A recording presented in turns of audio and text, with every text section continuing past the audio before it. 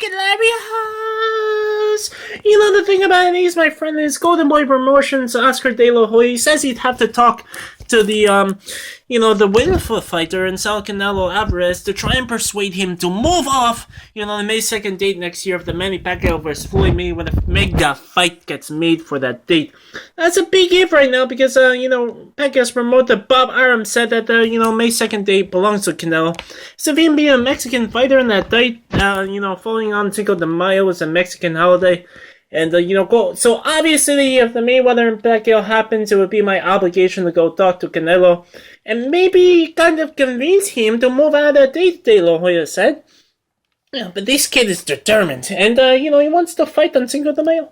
So, I don't think Canelo would be too happy if De La Hoya were to cave in and try to move him off the date just because the Mayweather and the Pacquiao were to fight on the date. So, Canelo seems resistant. Moving off the date regardless of the situation, obviously. And, in other words, he might just be willing to steer his fight against Cotto into a cliff by stubbornly sticking it out on May 2nd, even though it would likely mean that the fight would wind up with far fewer pay-per-view buys than it would if Canelo would agree to move to a different date, that Pacquiao and the Mayweather aren't in fact fighting.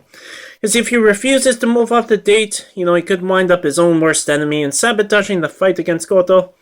And, if Cotto goes along with Canelo, not wanting to move off the date, their fight could lose massive amounts of pay-per-view buys.